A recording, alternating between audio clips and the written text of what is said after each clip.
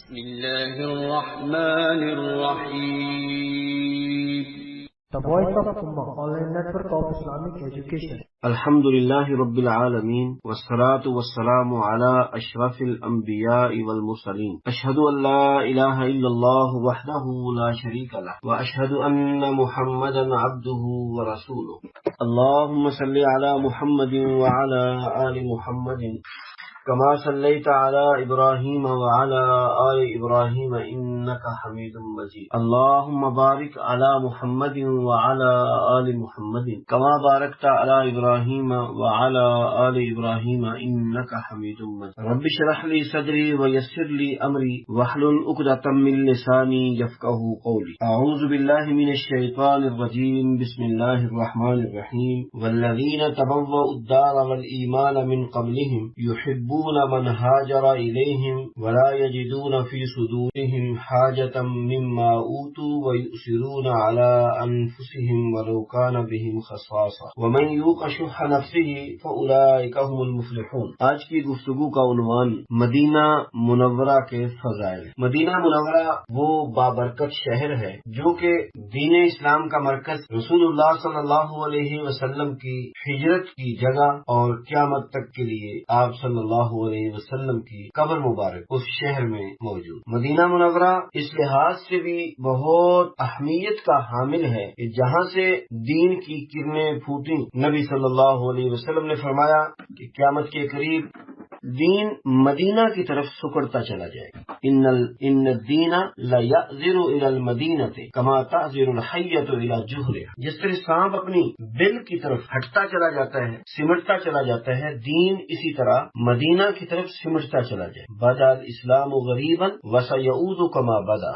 آپ نے فرمایا کہ جب دین اسلام کا آغاز ہوا تھا تو یہ ایک اجنبی دین تھا، لوگوں نے اس کو اجنبی دین سمجھا، اور پھر ایک وقت آئے گا کہ لوگ دوبارہ دین کے ساتھ وہی اجنبیت کا رویہ اختیار کریں، بیگانے ہو جائیں، تو دین پھر مدینہ کی طرف سمٹتا چلا جائے. اس لیے مدینہ منورہ دین اسلام کا مرکز، اور جب لوگ دین سے منہ موڑ لیں گے تو اللہ احکم الحاکمین دین کو واپس مدینہ کی طرف سمیٹ لیں. انشاءاللہ یہ حوالے اس میں آگے آئیں گے. میں نے یہ چند باتیں تمہیدی طور پر کہی ہیں اور یہ باتیں انشاءاللہ دوبارہ اپنے اپنے موقع پر آئیں گی. زمانہ جاہلیت میں مدینہ منورہ کو یثرب کہا جاتا.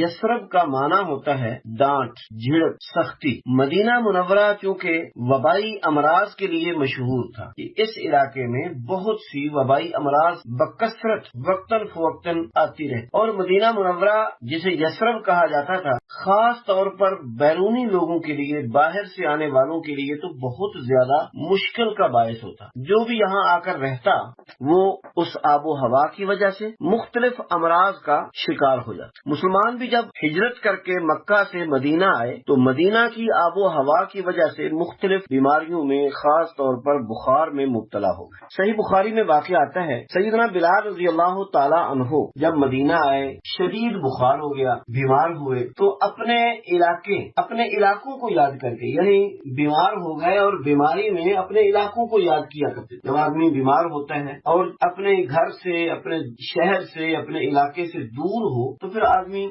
عموماً ایسے مواقع پر اپنے گاؤں کو، اپنے گھروں کو یاد کرے، اپنے گھر کو یاد کرے.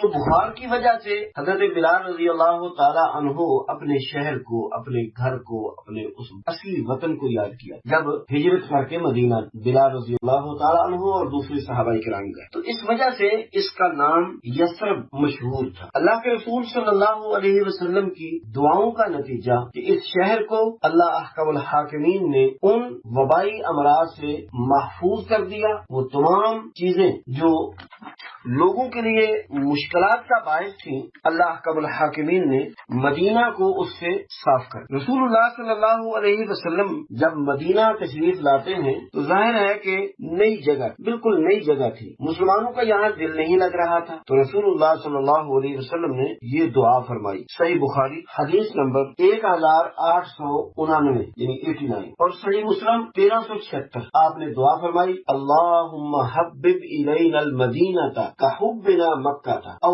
अशद। ऐ अल्लाह, जिस तरह मक्के से हमें मोहब्बत थी, मदीना से भी हमें इसी तरह मोहब्बत हमारे दिलों में डाल दे, बल्कि उससे भी ज्यादा। नबी सल्लल्लाहु अलैहि वसल्लम ने दुआ फरमाई। अल्लाह अहकमुल हाकिमीन ने आपकी दुआ को कबूल फरमाया और फिर नबी सल्लल्लाहु अलैहि वसल्लम और तमाम अहले इस्लाम को मदीना से बहुत ज्यादा मोहब्बत। उसके बाद इस शहर का नाम यसरब की बजाय अल मदीना यानी मदीनतुल रसूल रखा गया। और इसके यसरब के अलावा 4 नाम कुरान और हदीस में मौजूद। एक नाम अल मदीना, जैसा कि सूरह तौबा आयत नंबर 120 में अल्लाह ताला का इरशाद है, मा कान लिअहलिल मदीनति व मन हौलहुम मिनल आराब अन यतखल्लफू अन रसूलिल्लाह। तो मदीना कुरान मजीद में नाम मौजूद है। दूसरा नाम है ताबा, ता के साथ। मदीना मुनव्वरा का एक नाम क्या है? ताबा। जाबिर बिन समुरा रज़ी अल्लाह ताला अन्हु बयान करते हैं कि नबी सल्लल्लाहु अलैहि वसल्लम ने फरमाया, इन्नल्लाह तआला सम्मल मदीनता ताबा। सही मुस्लिम 1385 नंबर रिवायत। तो इसका नाम ताबा भी है। और तीसरा इसका नाम है तैबा। ज़ैद बिन साबित रज़ी अल्लाह ताला अन्हु बयान करते हैं कि नबी सल्लल्लाहु अलैहि वसल्लम ने फरमाया, इन्नहा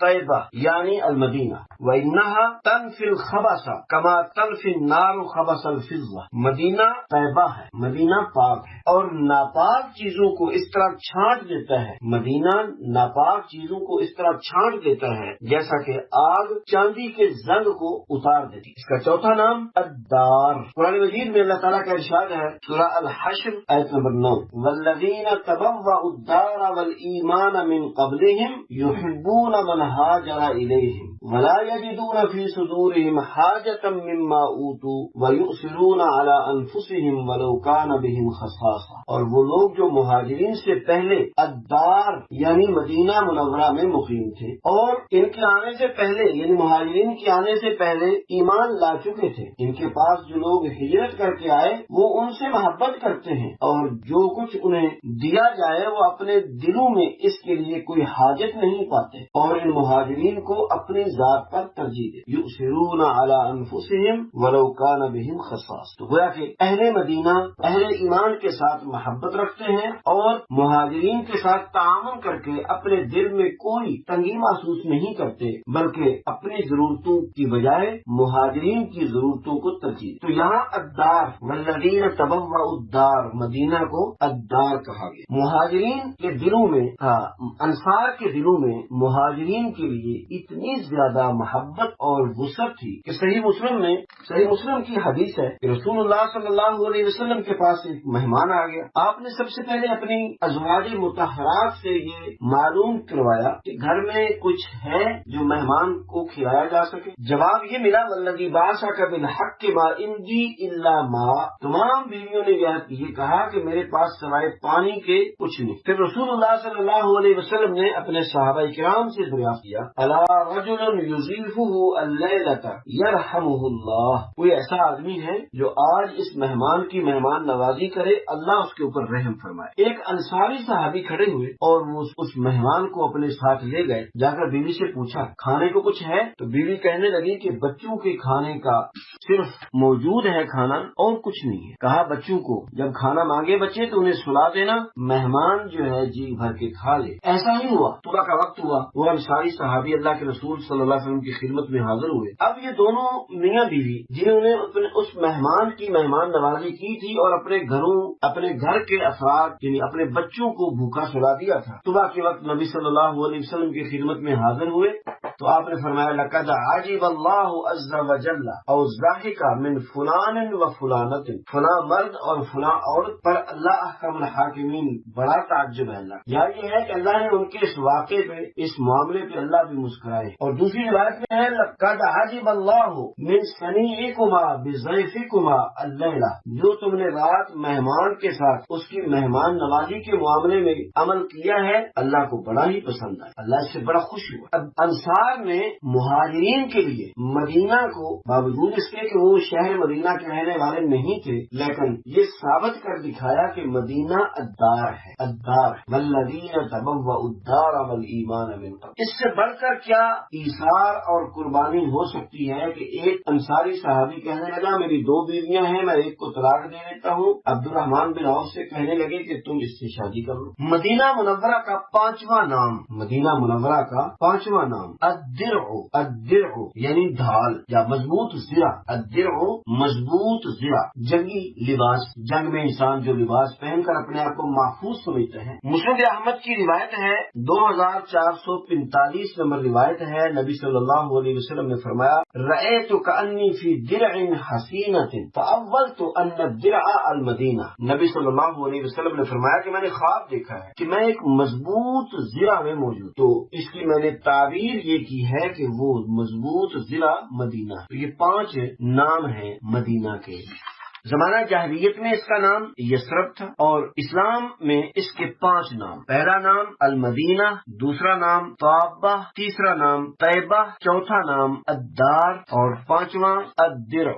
مدینہ منورہ کے فضائل، جیسے میں نے شروع میں بات ذکر کی تھی کہ مسلمان جب ہجرت کر کے مدینہ آئے تو وبائی امراض کی وجہ سے پریشان ہوئے، تو نبی صلی اللہ علیہ وسلم نے مدینہ کے لیے دعا فرمائی تھی، اللہم حبب الینا المدینہ کما حببت الینا مکہ یا کحبنا مکہ او اشد۔ اے اللہ مدینہ کی محبت ہمارے دلوں میں ڈال، مکہ کی طرح یا اس سے بھی بڑھ کر۔ اس کے بعد آپ نے دعا فرمائی اللہم بارک لنا فی ساعنا وفی مدنا وصحھا لنا وانقل ہماہا الی الجحفہ۔ نبی صلی اللہ علیہ وسلم نے دعا فرمائی اے اللہ مدینہ کے سا مد یعنی جو ماپ تول کے پیمانے ہیں ان میں برکتیں ڈال، اے اللہ مدینہ کے ماپ تول کے پیمانوں میں برکتیں ڈال، جس سے چیزیں ماپی جائیں تولی جائیں ان میں یا اللہ برکتیں ڈال۔ اور چونکہ مدینہ میں کثرت کے ساتھ وبائی امراض تھی، آپ نے دعا فرمائی وصحح لنا، اے اللہ مدینہ کی وہ وبائی امراض ختم کر کے اس کو صحت افزا مقام بنا،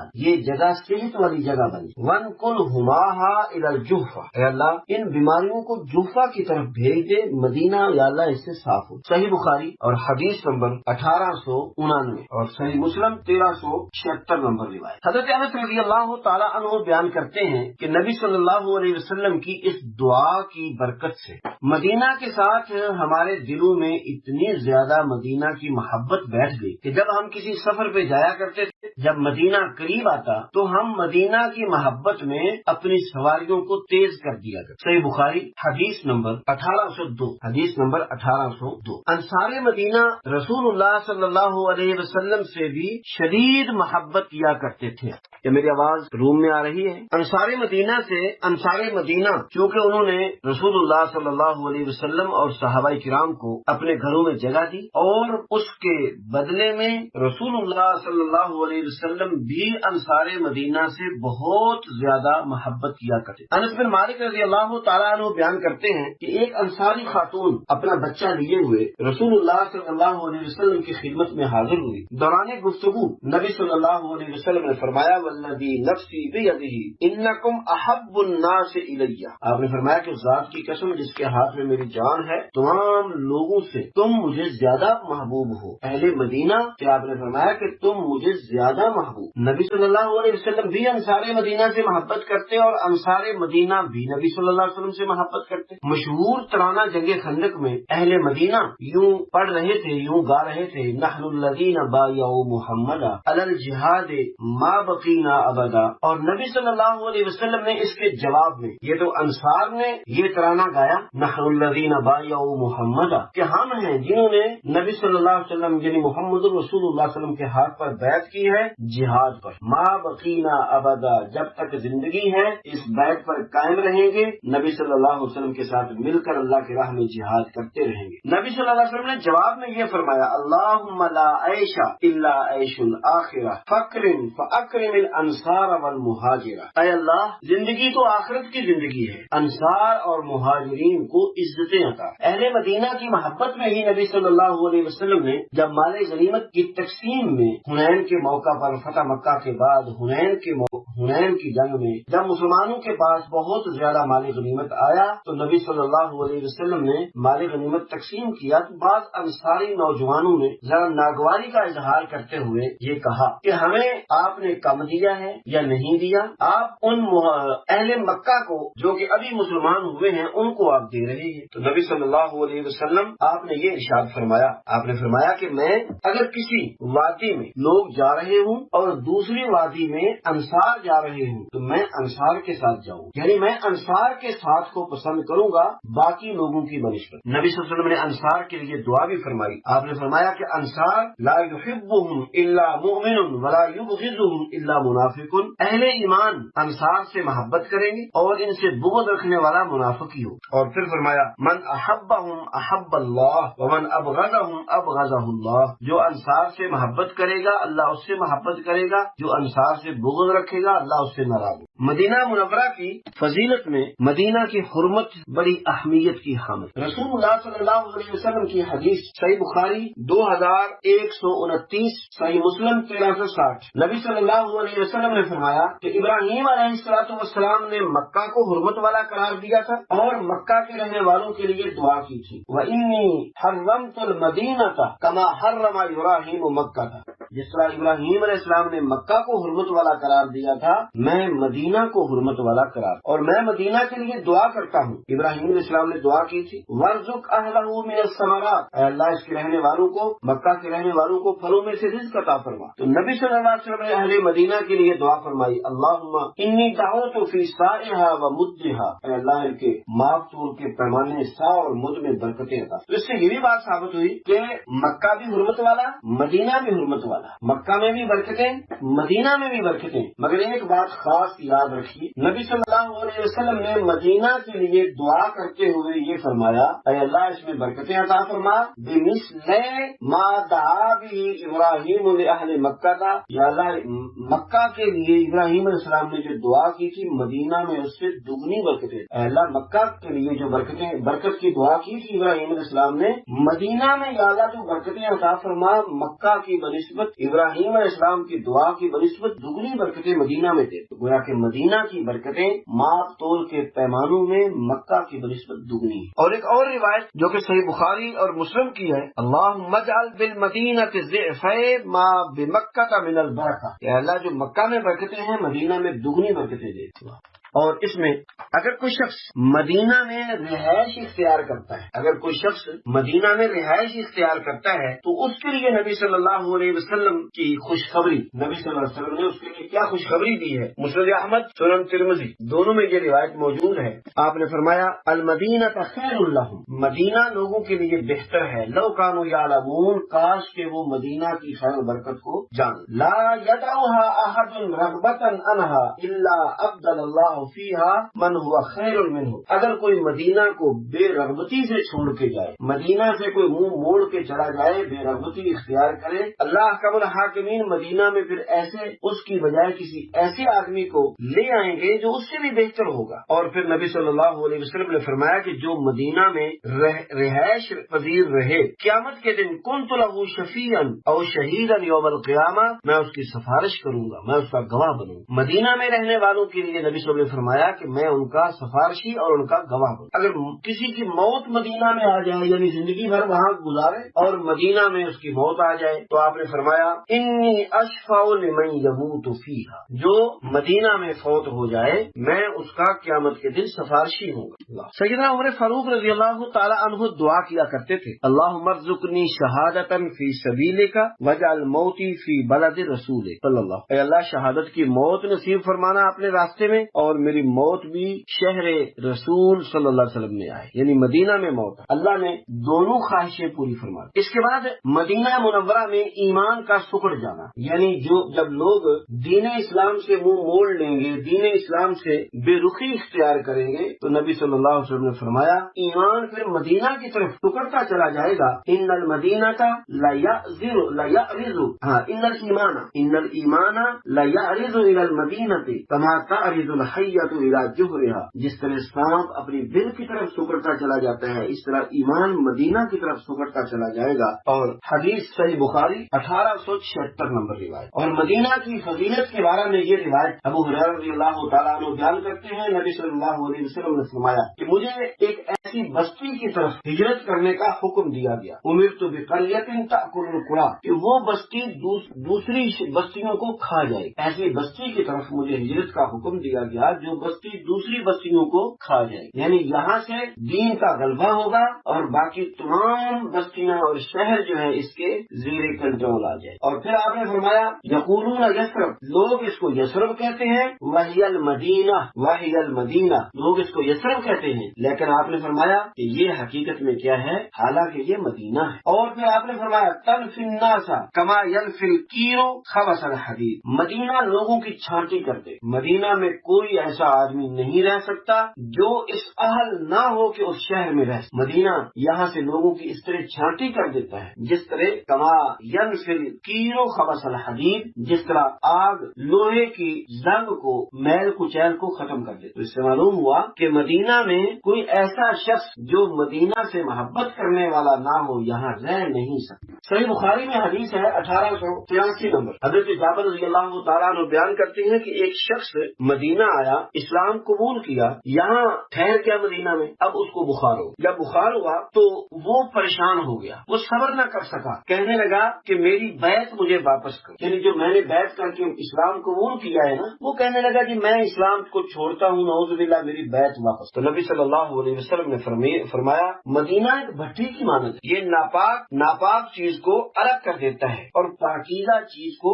چھانٹ دیتا ہے، وَتَنْسَحُ طَيِّبَهَا، اچھی چیزوں کو چھانٹ دیتا ہے، اچھے لوگوں کو چھانٹتا ہے، اور ردی مال جو ہے وہ یہاں سے اس کو نکال دیتا ہے۔ اور مدینہ کی خصوصیات میں سے یہ خصوصیت بھی نبی صلی اللہ علیہ وسلم نے بیان فرمائی ہے کہ دجال جو کہ سارے شہروں میں جائے گا، مکہ اور مدینہ میں نہیں جا سکتا۔ دجال آئے گا مدینہ کے دروازے پر، لیکن یہاں وہ داخل نہیں ہو سکتا۔ اب آج کل کے دور میں اگر ہم دیکھیں تو مسجد نبوی مدینہ منورہ، یہاں بھی دہشت گردی کے واقعات ہو رہے، اللہ محفوظ فرمائے، وہ مقدس اور حرمت والی جگہ، وہاں بھی اس طرح کے واقعات پیش آ رہے ہیں۔ لیکن ہمارا یہ ایمان ہے کہ ایسے لوگ جو، اب دیکھیے نا، کوئی دین اسلام سے محبت کرنے والا مسجد نبوی کے سامنے، مسجد نبوی کے پاس جو کہ مدینہ حرمت والی جگہ ہے، وہاں اس طرح کی حرکت نہیں کر۔ اگر کوئی شخص یہ کہے کہ میں اسلام کا دعوے دار ہوں، مجھے دین سے محبت ہے، مجھے اسلام سے محبت ہے، قطعاً یہ نہیں ہو سکتا کہ اس کے دل میں مدینہ کی محبت بھی ہو، مدینہ کی حرمت بھی ہو اور اس طرح کی حرکت بھی کرے۔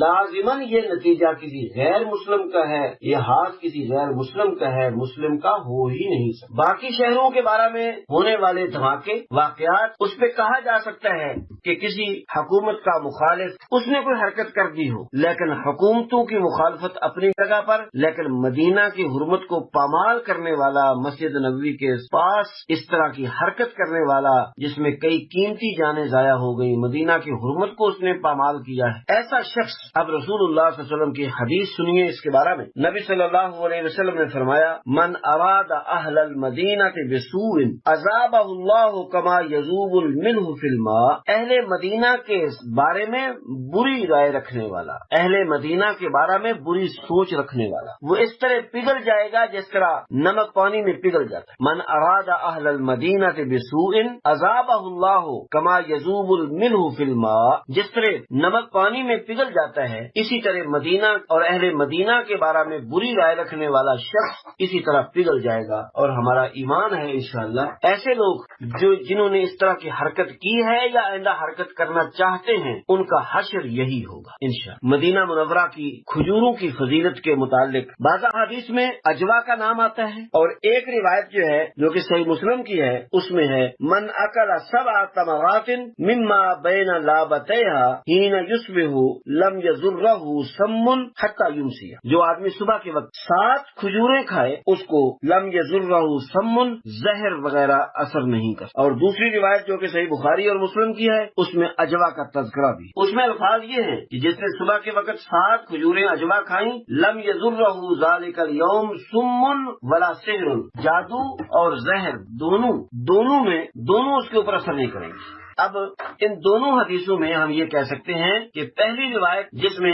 اجوا کا تذکرہ نہیں ہے، اصل میں خصوصیت اجوا کے ساتھ ہے، لیکن مدینہ کی دیگر جو کھجوریں ہیں وہ بھی انشاءاللہ خیر و برکت سے خالی نہیں ہے۔ مدینہ کی منڈی میں اگر جائیں تو بہت ساری کھجوروں کی اقسام پائی جاتی۔ اجوا چونکہ مہنگی ہے، لوگ کم خریدتے ہیں، لیکن مدینہ کے باغات کی اور بھی کھجوریں موجود ہیں، اس لیے ہمارے حجاج مختلف ممالک سے گئے ہوئے اجوا کھجوریں جتنی اللہ توفیق دیتا ہے خریدتے ہیں، تو اس کے علاوہ قیمتی کھجوریں خریدنے کی کوشش کرتے ہیں۔ کوشش کریں کہ مدینہ کی کھجوریں خریدی جائیں۔ عراق سے، بصرہ سے، دوسرے علاقوں سے کھجوریں منڈی میں پہنچتی ہیں، وہاں موجود ساری مدینہ کی کھجوریں نہیں ہوتی، خاص مدینہ کی کھجوریں طلب کر کے لیں، اللہ برکت دے گا انشاءاللہ۔ اس میں ایک اور بڑی خاص بات ہے، اور وہ یہ ہے کہ جہاں مدینہ کے اتنے فضائل بیان ہوئے ہیں وہاں ہم دیکھتے ہیں کہ بہت سارے لوگ وہاں جا کر بدعات کا ارتکاب کرنے کی کوشش کرتے ہیں۔ اللہ تعالیٰ سلامت رکھے حکومت سعودیہ کو، جس نے اس طرح کی بدعات کرنے والوں کا بہت مناسب بندوبست کیا ہے۔ بدعات کرنے والوں کا بس نہیں چلتا، ورنہ مدینہ میں وہ کیا کچھ کرے کوئی بعید نہیں۔ قبر کے سامنے جھکنے کی کوشش کرتے ہیں، چمٹنے کی کوشش کرتے ہیں۔ جو شخص مدینہ میں اس طرح کی حرکت کرے گا، نبی صلی اللہ علیہ وسلم کی اس کے بارے میں حدیث صحیح بخاری کی حدیث ہے، نبی صلی اللہ علیہ وسلم نے فرمایا، من احدث فیہا حدثا فعلیہ لعنۃ اللہ والملائکۃ والناس اجمعین، جس نے مدینہ میں کسی بدعت کا ارتکاب کیا، یا اس کا معنی کرے مدینہ میں جس نے کسی قسم کی کوئی شرارت کرنے کی کوشش کی، اس پر اللہ کی لعنت، فرشتوں کی لعنت اور تمام لوگوں کی لعنت۔ قیامت کے دن نہ اس کا کوئی فرضی عمل قبول ہوگا نہ نفلی۔ لہذا مدینہ جا کر سنت کے مطابق عمل کرنے کی بھرپور کوشش کی جائے، کیونکہ وہاں ہم پہنچ چکے ہوتے ہیں جہاں سے دین پھوٹا، جہاں سے دین جو ہے اس کی کرنیں لوگوں تک پہنچ۔ طاعون اور دجال کے بارے میں رسول اللہ صلی اللہ علیہ وسلم کی حدیث ہے کہ مدینہ میں لا يدخلها الطاعون ولا الدجال، طاعون اور دجال مدینہ میں داخل نہیں ہوتے۔